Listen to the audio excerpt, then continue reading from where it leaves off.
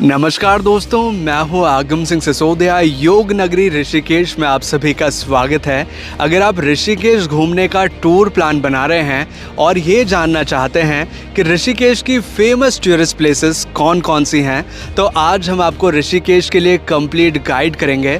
सबसे पहले तो हम आपको लेकर चलेंगे ऋषिकेश की उन सभी फेमस टूरिस्ट प्लेसेस की ओर जो कि ऋषिकेश टूर के दौरान आपको ज़रूर एक्सप्लोर करनी चाहिए, और उन सभी प्लेसेस को हम आपको अच्छे से दिखाएंगे, जिससे कि आपको ऐसा अनुभव होगा कि आप हमारे साथ ऋषिकेश घूम रहे हैं। और साथ ही हम आपको ये जानकारी भी देंगे कि कैसे आप ऋषिकेश के लिए पहुंच सकते हैं, किस तरह की होटल फैसिलिटीज़ यहाँ पर आपको अवेलेबल हो जाती हैं, जहाँ पर आप बजट फ्रेंडली तरीके से स्टे कर सकते हैं और अच्छा फूड ट्राई कर सकते हैं। और साथ ही हम आपको ये भी जानकारी देंगे कि ऋषिकेश घूमने के लिए आपको कितने दिनों की आवश्यकता होगी। तो ये सारी छोटी बड़ी जानकारी आज हम आपके साथ शेयर करेंगे। तो आइए मिलकर एक्सप्लोर करते हैं ऋषिकेश। इस टूर के दौरान जिन स्थानों को हम देखेंगे वे कुछ इस तरह से होंगे कि सबसे पहले हम चलेंगे शिवपुरी, जो कि रिवर राफ्टिंग, बंजी जंपिंग और कई तरह के एडवेंचर स्पोर्ट्स के लिए मशहूर हैं। शिवपुरी के बाद हम चलेंगे त्रिवेणी घाट के लिए, जो कि गंगा जी की आरती के लिए विश्व विख्यात है। त्रिवेणी घाट के बाद हम चलेंगे ऋषिकेश के प्रसिद्ध 13 मंजिल मंदिर और लक्ष्मण झूले को देखने के लिए।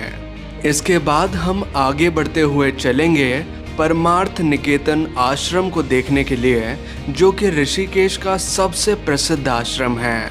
परमार्थ निकेतन के बाद हम चलेंगे गीता भवन और राम झूले को देखने। लेकिन बस इतना ही नहीं, ऋषिकेश में और भी कई सारे पर्यटक स्थल हैं जिन्हें भी हम एक्सप्लोर करेंगे।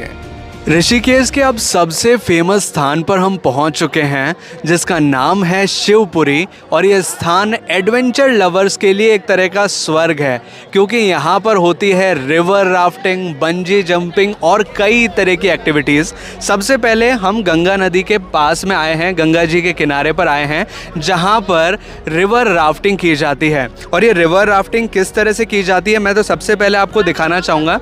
कुछ इस तरह की बोट्स होती हैं जिनको हवा भर करके तैयार किया जाता है, और उसके बाद एक बोट में 8 व्यक्ति बैठते हैं, और अगर आपके साथ गाइड जाते हैं तो 9 व्यक्ति एक बोट में बैठते हैं। मतलब जो ये राफ्ट होती है इसमें 9 व्यक्ति की कैपेसिटी होती है मैक्सिमम, अगर देखा जाए।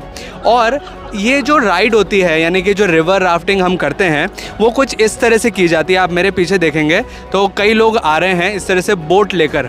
ये इस तरह से ये हवा भरी हुई बोट होती है, ज़्यादा वज़न नहीं होता, लेकिन फिर भी 2 आदमी इसको उठाते हैं और फिर पानी में लेकर जाते हैं। और साथ ही जो लोग राफ्टिंग करने वाले होते हैं वो इस तरह से लाइफ जैकेट्स और हेलमेट पहनकर साथ में आते हैं। कुछ इसी तरह से आप यहाँ देखेंगे तो एक अलग ही नज़ारा आपको नज़र आएगा जब आप शिवपुरी आते हैं। और ये जो गाड़ियाँ आपको दिख रही है पीछे, बुलेरो टाइप की, इनके ऊपर रख करके इन राफ्ट्स को लाया जाता है। अब बात करें कि रिवर राफ्टिंग कितने किलोमीटर्स की होती है, तो यहाँ मेनली 3 तरह की रिवर राफ्टिंग होती है, 3 किलोमीटर के हिसाब से। एक तो 9 किलोमीटर वाली रिवर राफ्टिंग, एक होती है 12 किलोमीटर वाली, और एक होती है 16 किलोमीटर वाली। यानी कि जो गंगा जी का फ्लो है वो आप देखेंगे तो इस साइड में जा रहा है, जो मतलब हरिद्वार होते हुए निकलता है एक तरह से।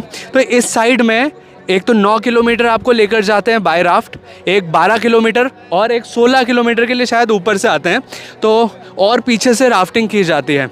और इनके चार्जेस के बारे में अगर मैं बात करूं तो जो 9 किलोमीटर वाली हैं उसका लगभग 400 रुपये रेट लगता है एक आदमी का।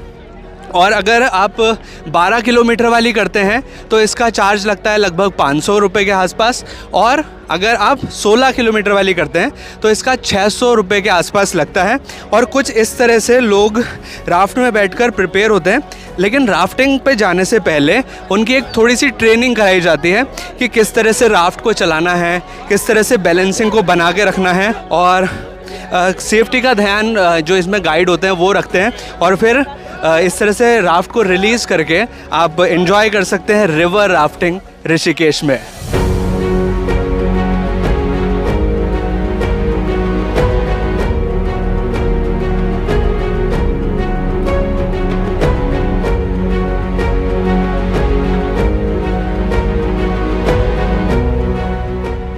तो कुछ इस तरह से राफ्ट में बैठकर आप राफ्टिंग का एक्सपीरियंस ले सकते हैं।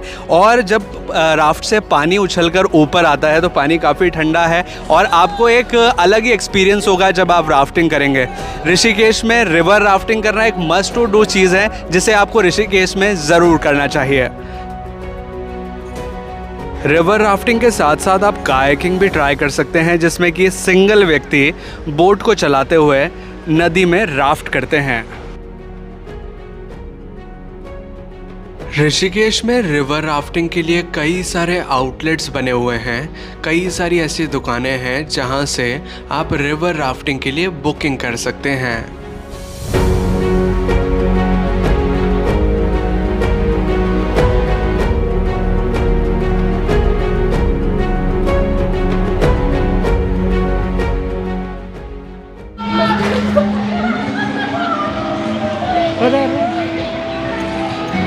ऋषिकेश में रिवर राफ्टिंग के अलावा बंजी जंपिंग और कई तरह की एडवेंचर एक्टिविटीज़ का भी मज़ा ले सकते हैं।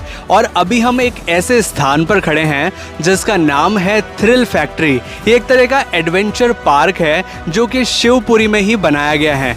रिवर राफ्टिंग पॉइंट इससे काफ़ी करीब है जहाँ से रिवर राफ्टिंग की जाती है और यहाँ पर कई तरह की एडवेंचर एक्टिविटीज़ होती हैं। और वो एक्टिविटी कौन कौन सी हैं उन्हें मैं आपको बताने वाला हूँ, और साथ ही उनके जो प्राइजेस होते हैं, जो चार्ज लगते हैं, उन्हें भी मैं आपके साथ क्लियर करूंगा। सबसे पहली एक्टिविटी जो यहाँ पर होती है वो है जिप लाइन की। और जिप लाइन आप देख सकते हैं, सामने येलो कलर का टावर है और पीछे एक वाइट कलर का टावर है। ये इतनी डिस्टेंस वाली जिप लाइन है, लगभग 100-200 मीटर वाली जिप लाइन है जिसे आप यहाँ कर सकते हैं, जिसका एक साइड का चार्ज लगता है 800 रुपये।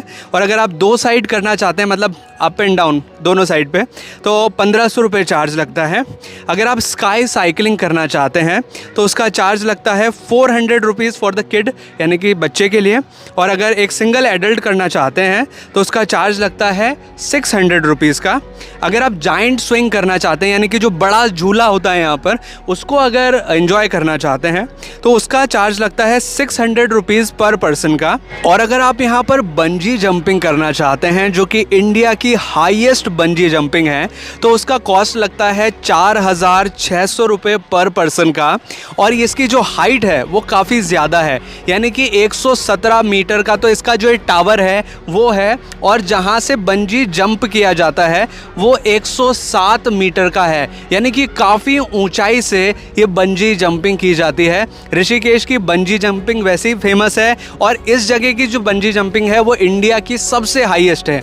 ऋषिकेश में एक और जगह पर बंजी जंपिंग काफ़ी फेमस है, वो नीलकंठ महादेव जाने वाले मार्ग पर पड़ती है, जहाँ से पहाड़ के नीचे कुदाया जाता है इस तरह से बंजी जंपिंग करते हुए। तो वो एक अलग एक्सपीरियंस है, लेकिन वो लगभग 80 मीटर के आसपास की बंजी जंपिंग है, 80 मीटर या 87 कुछ मीटर्स की है। लेकिन ये सबसे ऊंची बंजी जंपिंग है जो कि आप ऋषिकेश में कर सकते हैं। इसके अलावा यहाँ पर गो कार्टिंग की एक्टिविटी है जिसका 3 राउंड का कॉस्ट लगता है 600 रुपीज़ बच्चों के लिए। और अगर एडल्ट हैं तो 800 रुपीज़ लगता है 3 राउंड का। मतलब ये इस तरह की गो कार्टिंग वाली कार्स होती हैं जिन्हें इस पूरे एरिया में चलाया जाता है। जो टायर वाला एरिया आपको नज़र आ रहा है, ये सभी जो गो कार्टिंग का एरिया है वो है।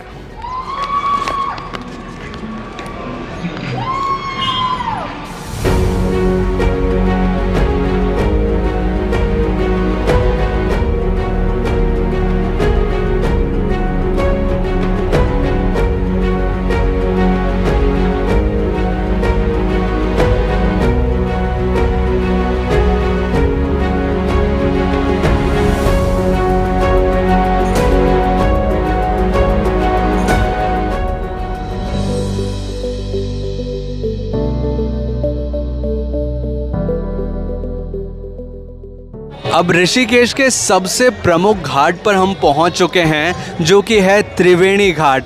यहाँ पर 3 नदियों का संगम होता है, जो कि है गंगा, यमुना और सरस्वती। ये तीनों नदियों का संगम होने से ये घाट पवित्र स्थान माना जाता है और यहाँ पर हर रोज़ शाम को गंगा आरती होती है, जो कि बहुत ज़्यादा मशहूर है और यहाँ पर दूर दूर से श्रद्धालु इस आरती को देखने आते हैं। यहाँ पर अभी आप देख ही पाएंगे कई सारे श्रद्धालु आपको एक साथ नज़र आएंगे। ये एक ऐसी प्लेस है जहाँ पर आपको हमेशा क्राउड नज़र आएगा, जहाँ पर आपको हमेशा इतने ही लोग नज़र आएंगे। और जब यहाँ पर सीज़न टाइम होता है घूमने का, तो उस टाइम पर तो ये जगह पूरी तरह भर जाती है। लेकिन एक सजेशन मैं आपको देना चाहूँगा, गंगा आरती देखने के लिए आप टाइम से लगभग 1 से 1.5 घंटा पहले ही आ जाएं। गंगा आरती शाम को 6 बजे से 6:30 बजे के बीच होती है।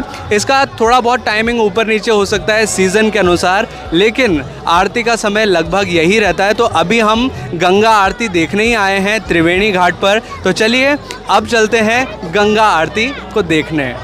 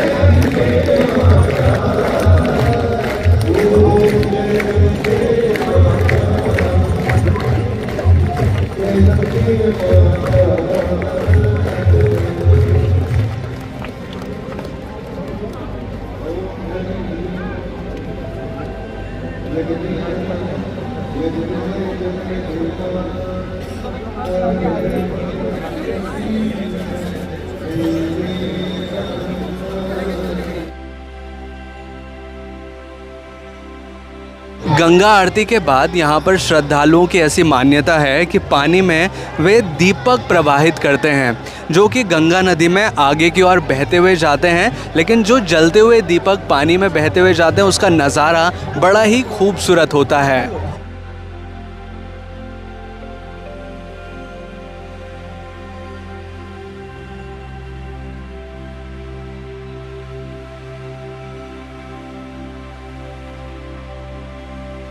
गंगा जी की आरती के बाद त्रिवेणी घाट पर एक नृत्य समारोह भी होता है, जिसमें भक्तजन भाग लेते हैं।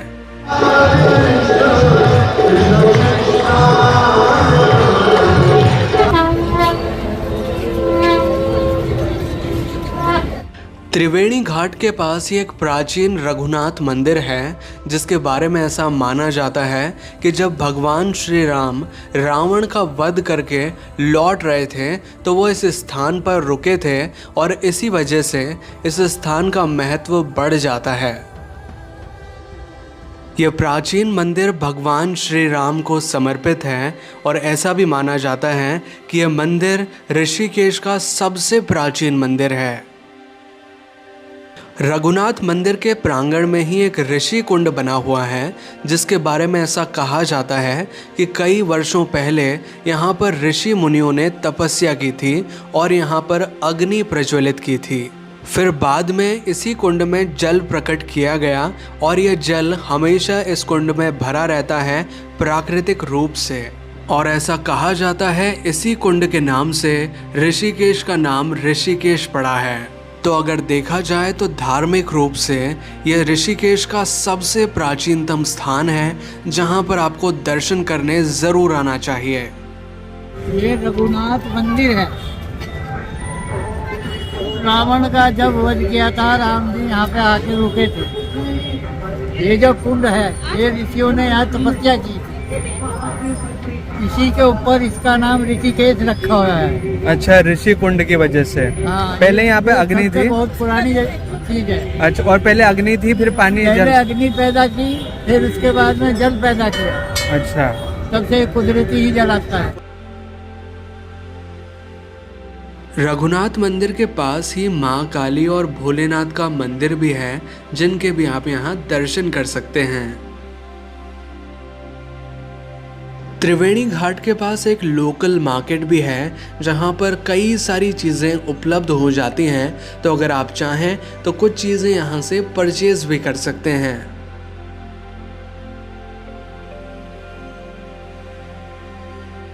ऋषिकेश के एक पवित्र और सबसे ज़्यादा पॉपुलर स्थान पर हम पहुंच चुके हैं, जिसका नाम है त्र्यंबकेश्वर महादेव मंदिर। इसे 13 मंजिल मंदिर के नाम से भी जाना जाता है, क्योंकि ये 13 स्टोरी मंदिर है और ये भगवान शिव को समर्पित एक मंदिर है और भगवान शिव यहाँ पर त्र्यंबकेश्वर रूप में विराजमान है। ये मंदिर 13 मंजिल का जो है, हमें घूम घूम कर ऊपर जाना होता है।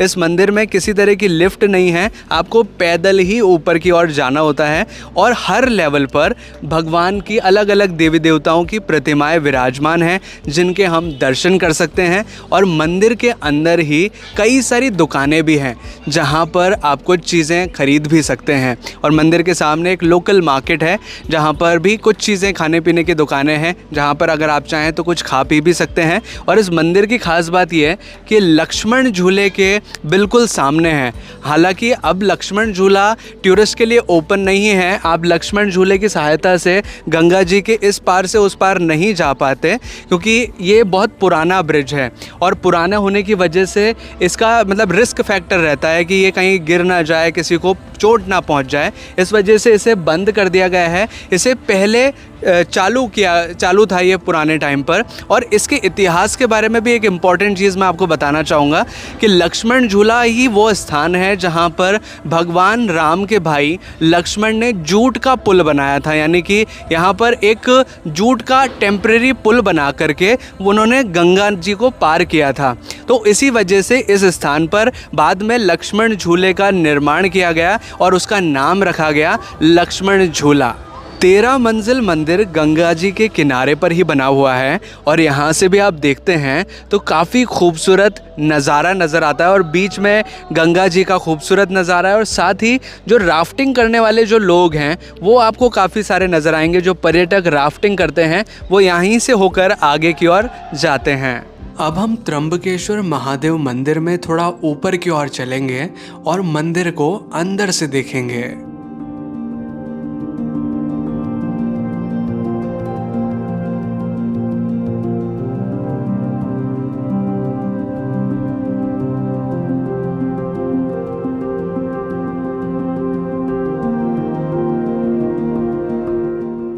अब एक इंटरेस्टिंग चीज़ आपके साथ शेयर करना चाहूँगा कि जो अभी हमने मंदिर देखा त्र्यंबकेश्वर महादेव का, इसे हम 13 मंजिल मंदिर के नाम से जानते हैं, क्योंकि गूगल पे सर्च करो तो भी यही मंदिर सामने आता है।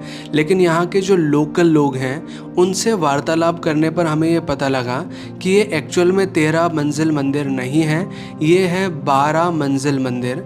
जो 13 मंजिल मंदिर है वो एक्चुअल में इसके पास वाला मंदिर है, जो कि ये वाला है। लोग इसे पुराना मंदिर कहते हैं और जो अभी हमने मंदिर देखा उसे वो नया मंदिर कहते हैं।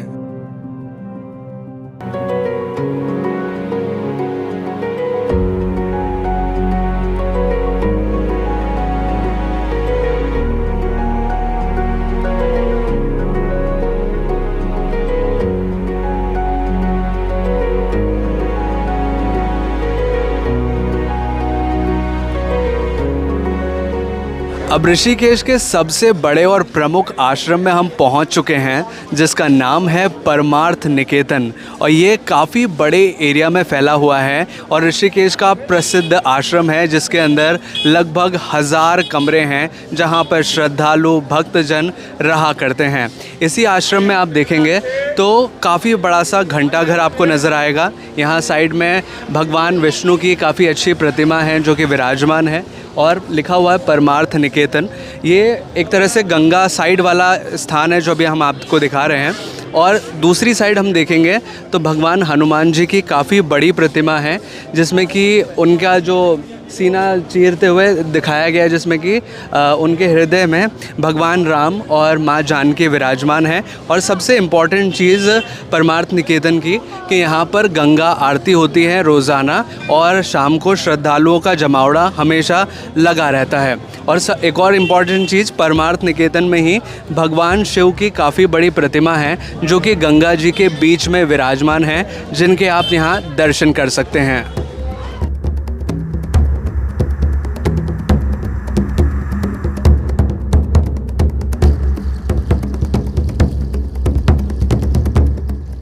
हनुमान जी की प्रतिमा के पास ही दीवार पर हम देखेंगे तो हनुमान जी की अलग अलग कथाओं का वर्णन देखने मिलता है।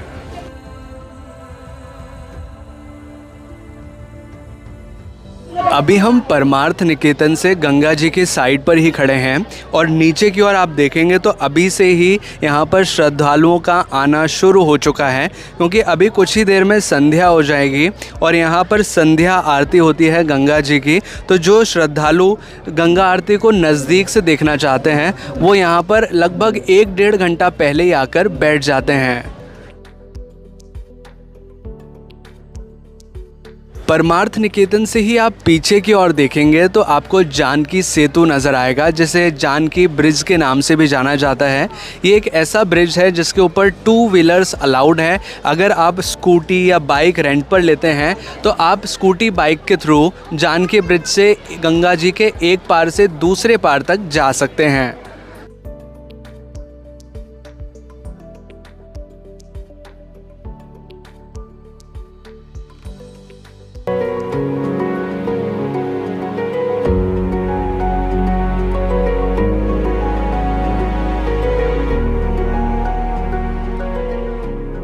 ऋषिकेश के एक प्रसिद्ध झूले के सामने अब हम आ चुके हैं, जिसका नाम है राम झूला, और ये आपको हमारे पीछे ही नज़र आ रहा होगा। ये झूला लक्ष्मण झूले के बाद में बनाया गया था, इसलिए कई लोग इसे नया झूला भी बोलते हैं। हालांकि इसके बाद जानकी ब्रिज का निर्माण भी किया गया है, यानी कि जानकी सेतु भी बनाया गया है, वो इससे भी ज़्यादा नया है। लेकिन जो राम झूला है उस पर आप पैदल यात्रा करते हुए एक छोर से दूसरी ओर जा सकते हैं गंगा जी के किनारे। मतलब यहाँ से अगर आप स्टार्ट करते हैं तो दूसरी साइड पैदल पैदल जा सकते हैं। इस पे 2 व्हीलर्स आप नहीं चला सकते। जो जानकी ब्रिज है उसके ऊपर 2 व्हीलर्स अलाउड होते हैं, और यहाँ गंगा जी में कुछ इस तरह से आप चाहें तो बोटिंग भी कर सकते हैं। इसका भी बड़ा खूबसूरत नज़ारा होता है। और साथ में ही पीछे की साइड देखेंगे तो रिवर राफ्टिंग करते हुए जो टूरिस्ट हैं वो आपको नज़र आते हैं।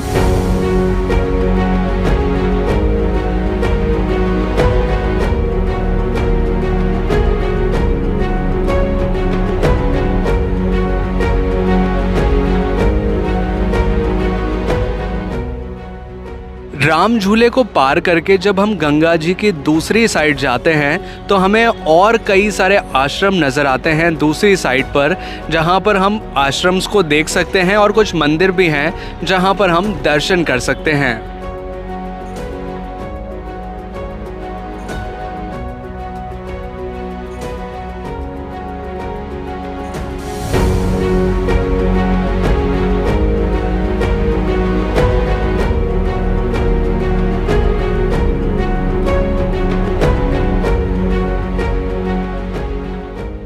परमार्थ निकेतन आश्रम के पास ही बना हुआ है गीता भवन, जो कि एक काफ़ी अच्छी जगह है। ये एक तरह का आश्रम ही है, लेकिन यहाँ पर भगवान लक्ष्मी नारायण का मंदिर है जहाँ पर हम दर्शन कर सकते हैं, और भगवान श्री कृष्ण और भगवान राम की अलग अलग लीलाओं का वर्णन भी इस आश्रम में देखने मिलता है, अलग अलग तस्वीरों में। क्योंकि मंदिर के चारों ओर आप देखेंगे तो अंदर की साइड कई सारी लीलाओं का वर्णन देखने मिलता है, जिनको आप देख सकते हैं और उन लीलाओं के बारे में भी जान सकते हैं।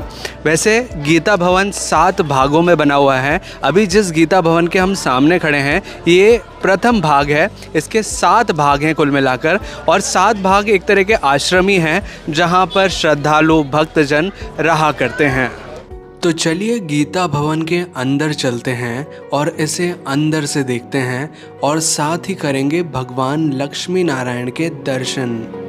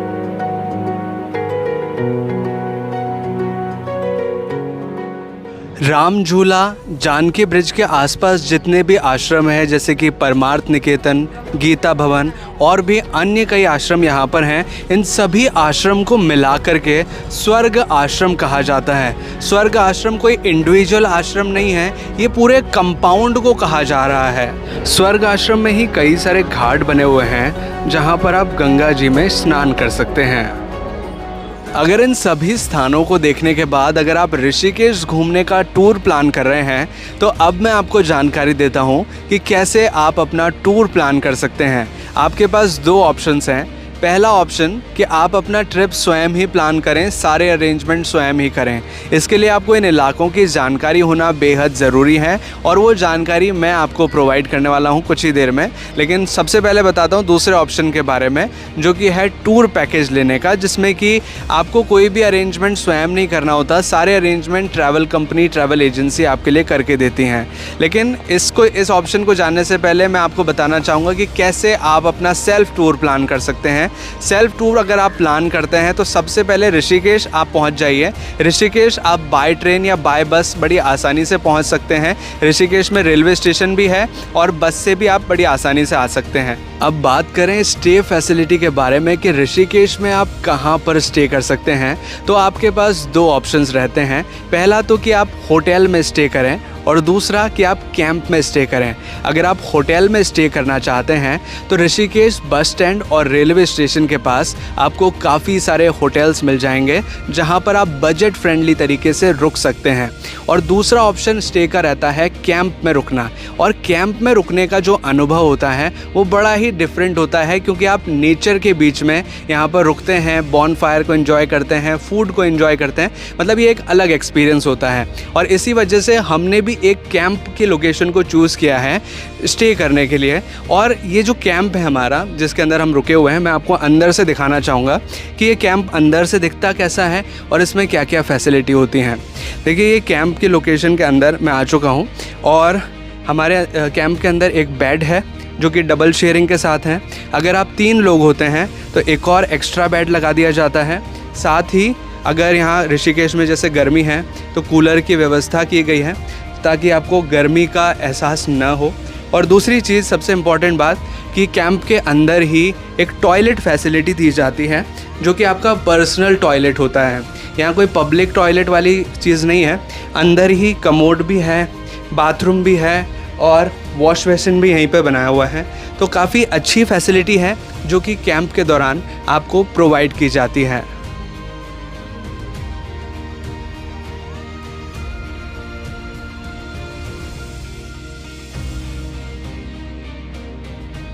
कैंपिंग करते हुए अब हम पूल साइड पर आ चुके हैं जहां पर एक पूल बना हुआ है। पूल ज़्यादा बड़ा तो नहीं है, लेकिन अगर आप एक फैमिली के साथ भी यहाँ आते हैं या फ्रेंड्स के साथ भी आते हैं तो इस पूल में एंजॉय कर सकते हैं।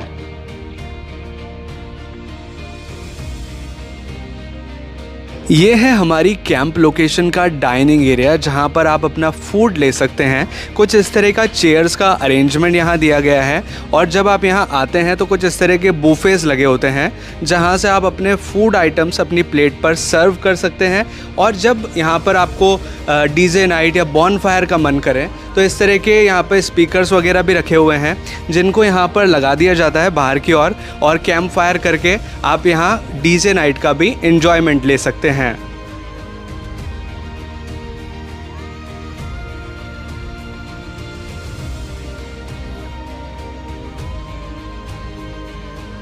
ऋषिकेश पहुंचने के बाद सबसे पहले आपको घूमने की शुरुआत करनी है शिवपुरी से, जो कि ऋषिकेश से लगभग 18 किलोमीटर की दूरी पर है। और ऋषिकेश में ही रिवर राफ्टिंग, बंजी जंपिंग या जो भी एडवेंचर एक्टिविटीज़ हैं वो वहीं पर होती है। कैंप साइट भी वहीं पर है। अगर आप कैंप में रुकना चाहते हैं तो वो भी आपको शिवपुरी में मेनली मिलेंगे। शिवपुरी जब आप घूम लेंगे तो उससे बाद आप रिटर्न वापस से ऋषिकेश वाले रूट पे आइए और बीच में आपको एक ब्रिज मिलेगा जो कि नीलकंठ महादेव मंदिर के लिए जाता होगा। ब्रिज से आप गंगा जी को क्रॉस कीजिए, यानी कि गंगा नदी को क्रॉस करके आपको ऋषिकेश के 2 रोड हैं। एक तो शिवपुरी डायरेक्ट जाता है और एक गंगा जी के दूसरी पार जाता है जो कि एक तरह से नीलकंठ महादेव मंदिर जाता है एक तो, और एक उसकी अपोजिट साइड जाता है जो कि लक्ष्मण झूला, राम झूला, वो अलग अलग जो आश्रम्स हैं वो उसी रूट रूट पर पड़ते हैं सभी मंदिर वगैरह, तो आप उस रूट को फॉलो करते हुए जाइए और फिर उसी रूट पर जब आप आगे चलेंगे तो आपको एक बैराज नज़र आएगा, वहाँ से वापस से आप गंगा जी को पार करके त्रिवेणी घाट जा सकते हैं। तो ये कुछ इस तरह का रूट आपका रहेगा जो कि आपके लिए बहुत ही सुविधाजनक रहेगा। और इस रूट पे जो मैंने आपको बताया नीलकंठ ब्रिज वाला रोड जो है, वहाँ पर आपको ज़्यादा ट्रैफिक भी नहीं मिलेगा। इधर ज़्यादा ट्रैफिक मिलता है, उसके कंपैरिजन में आपको थोड़ा कम ट्रैफिक मिलेगा, तो वो आपके लिए सही रहेगा। और ऋषिकेश घूमने के लिए आपके लिए एक दिन भी सफिशेंट है। अगर आप यहाँ पर कुछ एडवेंचर करना चाहते हैं, कुछ धार्मिक स्थान देखना चाहते हैं तो एक दिन भी काफ़ी है। अदरवाइज़ अगर आप कैंपिंग करना चाहते हैं, रिवर राफ्टिंग करना चाहते हैं तो 2 दिन आपके लिए नीडेड होंगे अगर आप ऋषिकेश पूरी तरह अच्छी तरह देखना चाहते हैं। और ऋषिकेश में फूड फैसिलिटीज़ और होटल फैसिलिटीज़ आपको ऋषिकेश बस स्टैंड के पास और इसका जो रेलवे स्टेशन है वहाँ पर अच्छे मिल जाएंगे, जहाँ पर आप बजट फ्रेंडली तरीके से अच्छा फूड ट्राई कर सकते हैं। और एक सबसे इम्पॉर्टेंट चीज़ मैं आपको बताना चाहूँगा कि उत्तराखंड के इन सभी टूरिस्ट प्लेसेस को देखने के लिए जो सबसे बड़ा सीज़न टाइम होता है वो होता है अप्रैल से लेकर जून तक का। इस दौरान आपको यहाँ पर बहुत सारा क्राउड मिलेगा, कई सारे टूरिस्ट मिलेंगे और इसकी वजह से आपको ट्रैफिक जाम का सामना करना पड़ सकता है। जो रेट्स हो सकते हैं होटल के वो काफ़ी बढ़े हुए आपको मिल सकते हैं। फूड फैसिलिटी की जो रेट्स हैं वो भी काफ़ी बढ़ सकती हैं। तो इन चीज़ों का आप ज़रूर ख्याल रखें क्योंकि ये पीक सीज़न टाइम होता है अप्रैल से लेकर जून तक का। और ट्रांसपोर्टेशन की अगर मैं बात करूं तो ऋषिकेश में ऑटो रिक्शा और बसेस भी चलती हैं, लेकिन वो टाइम टू टाइम चलती हैं। ऑटो रिक्शा आपके लिए थोड़ा सा एक्सपेंसिव पड़ सकता है। अगर आप शिवपुरी जाना चाहते हैं तो बस की सुविधा आप ले सकते हैं, बस से इजीली पहुंच सकते हैं। और लोकल साइट सीन के लिए आप ऑटो रिक्शा या स्कूटी भी रेंट पर ले सकते हैं। 400-500 रुपये में स्कूटी आपको पर डे के हिसाब से रेंट पे मिल जाती है। पेट्रोल अलग होता है जो कि आपको डलवाना होता है। ये तो बात हो गई कि आप ऋषिकेश अपने सेल्फ अरेंजमेंट के साथ कैसे घूम सकते हैं। लेकिन अब बात करते हैं कि अगर आप पैकेज लेना चाहते हैं तो उसके थ्रू क्या फ़ायदा मिलेगा आपको। कि अगर आप एक टूर पैकेज बुक करते हैं तो इससे फ़ायदा ये होता है कि आपको कार की फैसिलिटी मिलती है, होटल की फैसिलिटी मिलती है, फूड की फैसिलिटी मिलती है। ये सब पैकेज में इंक्लूडेड होती है। ये जानकारी मैं आपको इसलिए दे रहा हूँ क्योंकि हमने ऋषिकेश एक टूर पैकेज के थ्रू बुक किया था और उसमें हमने सिर्फ ऋषिकेश ही नहीं घूमा, उसमें ऋषिकेश, हरिद्वार, देहरादून और मसूरी, ये 5 नाइट 6 डेज़ का पैकेज था जिसमें हमने ये चारों प्लेसेस घूमे। और हमको उसमें कार की फैसिलिटी मिली, मतलब सारे स्थान हमने कार से घूमे। और जो होटल था हमारा काफ़ी लग्जरी था स्टे करने के लिए, तो वो हमने स्टे उसी में करा है। यहाँ पर ऋषिकेश में हमें कैंपिंग साइट मिली तो हमने कैंप में स्टे किया। और इसमें फ़ूड भी इंक्लूड होता है, यानी कि सुबह का ब्रेकफास्ट और रात का डिनर इस पैकेज में इंक्लूड होता है। और ये पैकेज से सारा फ़ायदा ये हो गया कि कुछ भी अरेंजमेंट स्वयं नहीं करना पड़ा, तो स्ट्रेस फ्री होकर हम सारे प्लेसेस अच्छे से घूम पाए। और ये पैकेज हमने लिया था फ्लूटो हॉलीडेज़ कंपनी के साथ, जिनका जो ये ड्यूरेशन था 5 नाइट 6 डेज़ वाला। ये सारी चीज़ें हमें इस पैकेज में इंक्लूडेड मिली 16,500 रुपये पर पर्सन के हिसाब से। लेकिन ये पैकेज आपके लिए सस्ता भी पड़ सकता है अगर आप मेंबर्स थोड़े ज़्यादा हो जाएं। और वो कितनी रेट होगी मैं आपको थोड़ा सा बताना चाहूँगा कि अगर आप 4 व्यक्ति आते हैं तो ये रेट आपके लिए 14,500 रुपये पड़ती है पर पर्सन के हिसाब से। सारी फैसिलिटीज़ जो मैंने आपको बताई वो सेम रहेंगी। और अगर आप 6 से 7 लोग आते हैं तो इसकी रेट हो जाती है 12,900 रुपये पर पर्सन के हिसाब से। और अगर इससे भी ज़्यादा लोग आप आते हैं तो रेटें और ज़्यादा कम हो जाती हैं। कुल मिला के बात यह है कि जितने ज़्यादा लोग आएंगे उतनी रेट कम होगी, लेकिन फैसिलिटी वही रहेगी। तो पैकेज अगर आप लेना चाहते हैं तो फ्लूटो हॉलीडेज़ कंपनी के साथ अपना ट्रैवल पैकेज बुक कर सकते हैं, क्योंकि हमने फ्लूटो हॉलीडेज़ के साथ काफ़ी अच्छा एक्सपीरियंस हमारा रहा इस पूरे ट्रिप के दौरान। तो अगर आप भी बुक करना चाहते हैं तो फ्लूटो हॉलीडेज़ कंपनी के कॉन्टैक्ट डिटेल्स आपको डिस्क्रिप्शन में मिल जाएंगे, वहाँ से आप उनके साथ कॉन्टैक्ट करके अपना ट्रैवल पैकेज बुक कर सकते हैं। तो ये है ऋषिकेश और ऋषिकेश घूमने से जुड़ी संपूर्ण जानकारी। आई होप कि आपको ये वीडियो अच्छा लगा होगा। अगर आपको ये वीडियो अच्छा लगा है तो प्लीज़ अपना रिव्यू नीचे कमेंट सेक्शन में ज़रूर मेंशन करें। हमें कमेंट करके बताएं कि आपको ये वीडियो कैसा लगा है। और अगर आपको ये वीडियो जेन्युइनली अच्छा लगा है तो प्लीज़ वीडियो को लाइक भी ज़रूर करें, इसे शेयर करें करें अपने दोस्तों और अपने फैमिली मेम्बर्स के साथ। और अगर आपने चैनल अभी तक सब्सक्राइब नहीं किया है तो प्लीज़ चैनल को सब्सक्राइब कीजिए, बेल आइकन को दबाकर ऑल पे प्रेस कीजिए ताकि इसी तरह के वीडियो नोटिफिकेशंस आपको आगे भी मिलते रहें। और अगर आप चाहें तो मुझे इंस्टाग्राम पे भी फॉलो कर सकते हैं। मेरा इंस्टाग्राम आईडी है आगम सिंह सिसोदिया, जिसका लिंक हमने डिस्क्रिप्शन में भी दिया हुआ है।